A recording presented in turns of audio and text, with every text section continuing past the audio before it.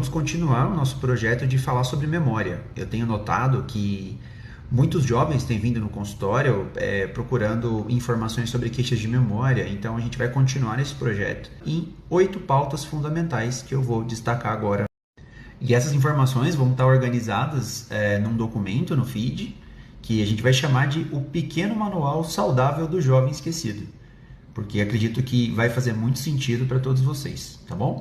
A primeira pauta que nós vamos conversar hoje é sobre tempo de tela. É o tempo que a gente passa no telefone e quanto isso pode atrapalhar a nossa atenção. E infelizmente é uma questão muito complexa, porque todo mundo trabalha pelo celular, inclusive estamos conversando, né, pelo telefone, mas a gente precisa ter um pouco mais de parcimônia pelo uso do telefone, principalmente pelo uso contínuo, que vai fragmentando o nosso dia. Então, vou conversar sobre isso e levantar alguns dados para vocês. Isso é bem claro para todos que o tempo de tela tem aumentado cada vez mais nos últimos anos, principalmente com a evolução dos telefones celulares. E esse estudo que eu vou colocar na tela para vocês mostra que no ano de 2018 a 2020, e também pegaram um pedacinho da pandemia, foi observado que um americano, o estudo foi feito em americanos, usa uma média de 28, podendo chegar até 32 horas por semana de tela. E nesse estudo já é bem conectada a questão de aumento de ansiedade, redução da atenção e dificuldades em saúde mental relacionada à hiperconectividade. Nós precisamos nos conectar, é fundamental para o ser humano conversar com outras pessoas. Entretanto, o modo como isso tem se estabelecido, o uso quase que contínuo, fragmentado, essa hipervigilância tem reduzido bastante a capacidade de a gente manter-se concentrado. E um ponto muito complexo nessa história é porque o uso do telefone celular ele contém diversas agendas.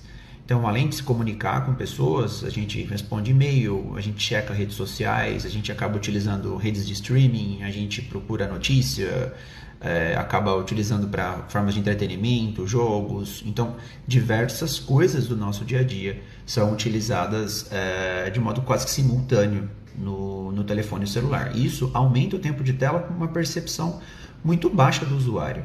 E quais são os problemas fundamentais de você focar muito tempo da sua atenção no celular? A principal questão é como a sua atenção se comporta perante o uso, porque a atenção é uma capacidade cognitiva esgotável, ou seja, é impossível ficar atento o tempo todo. E isso é cada vez mais requisitado nas rotinas do dia a dia. E eu noto em consultas que, principalmente jovens, que entre 20, 30, 40 até 50 anos, acabam buscando modos de manter a atenção contínua. E durante a história, durante a consulta, a gente percebe que o uso do telefone de modo não tão saudável acaba sendo um ponto fundamental para a gente trabalhar. Então eu coloquei essa perguntinha não para julgar, né, mas para pensar assim, quanto tempo será que a gente está usando por semana o telefone? E aí eu vou colocar algumas dicas possíveis e também vou tratar desse assunto sob uma outra ótica. Eu tive a oportunidade de visitar o Museu do Amanhã recente e eles tinham uma sessão gigantesca sobre a história do telefone celular. São 50 anos de telefone e tudo que isso transformou, desde o início até os programas atuais. Então eu vou passar alguns vídeos para vocês e daqui a pouco eu volto para a gente comentar.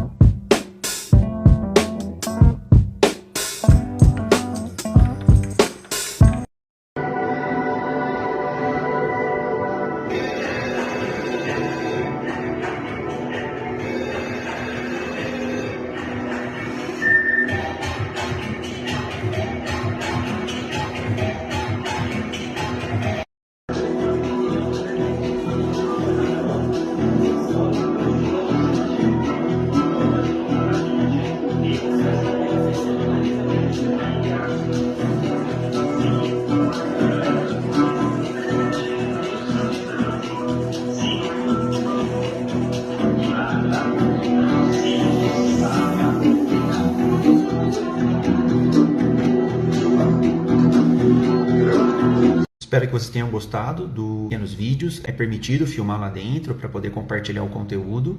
E o retrata, assim, em pouco tempo, nós acabamos tendo um super aparelho na mão. Só que a gente começou a colecionar rotinas dentro dele. Eu queria saber de vocês quais são as principais rotinas que vocês têm no dia a dia e quais são os principais desafios de utilização do telefone celular no dia a dia de um modo saudável. Um desafio que eu já destaco, que acaba trazendo sintomas de ansiedade, é um desafio chamado Fear of Missing Out, que em inglês é a sigla, né? FOMO, que é aquele desespero de não estar sabendo de tudo que está acontecendo, o desespero por ficar de fora. E isso é um dos comportamentos que o nosso cérebro acaba assumindo, que é como se fosse um vício de fato, e que você fica morrendo de medo de ter perdido a última mensagem no grupo de WhatsApp, de não ter curtido uma publicação específica, de ter perdido alguma coisa fundamental. Não tem remédio para isso, né? A gente acaba tratando algum sintoma, como uma ansiedade. Entretanto, existe esse efeito comportamental, que é o primeiro que a gente vai tratar. Eu vou conversar um pouco mais hoje e também durante a semana um pouco mais sobre essa pauta. Então, se vocês tiverem alguma dúvida, fiquem à vontade. Vamos conversar sobre isso.